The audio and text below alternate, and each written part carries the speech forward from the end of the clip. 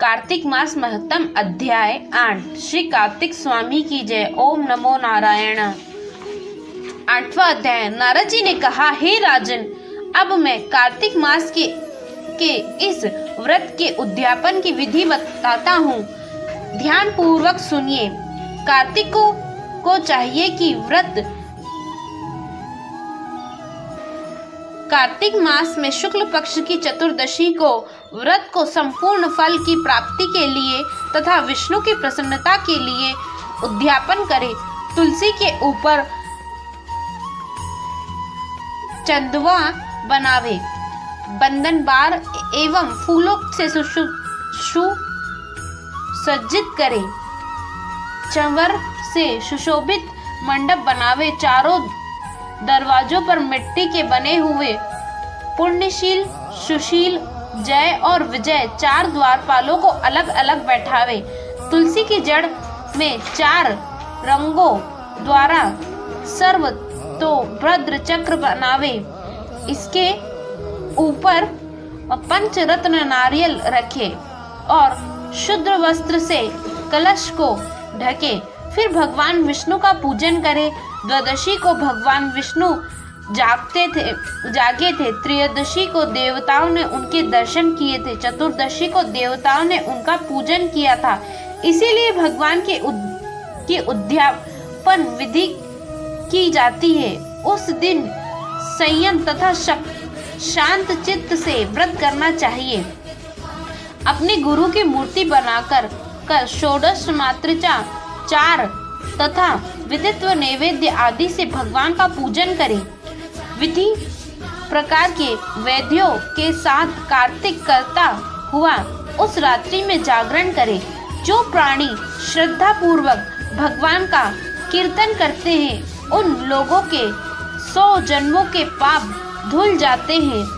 जो व्यक्ति भगवान नियमित जागरण करके रात्रि भर भगवान का कीर्तन करते हैं उनको असंख्य गोदानों का फल मिलता है।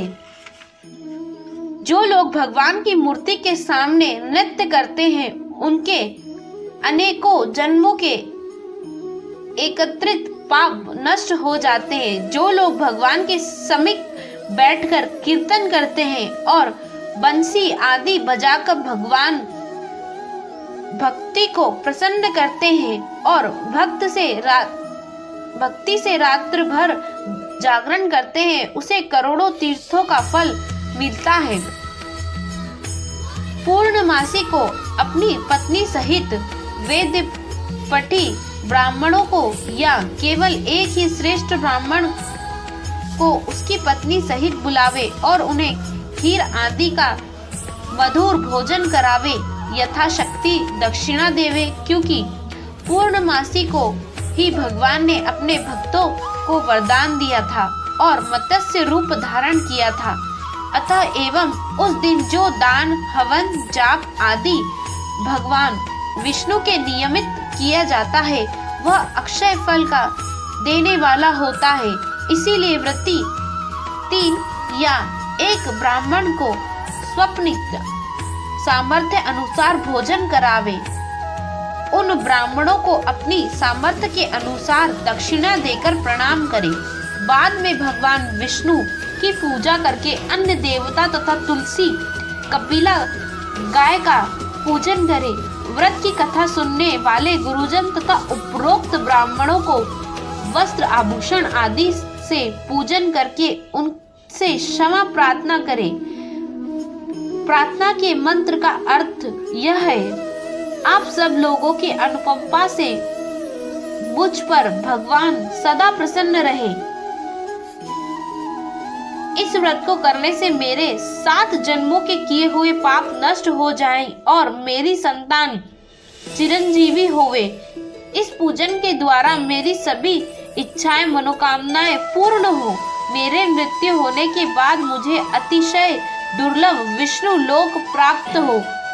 व्रत करने वाला इस प्रकार ब्राह्मणों से क्षमा की प्रार्थना करे और उनको प्रसन्न करके विदा करे।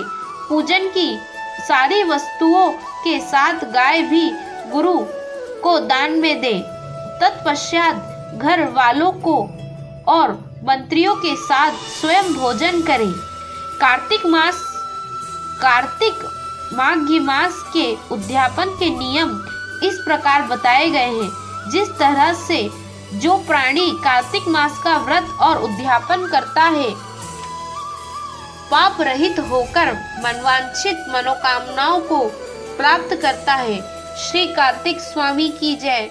ओम नमो नारायण। श्री कृष्णाय नमः।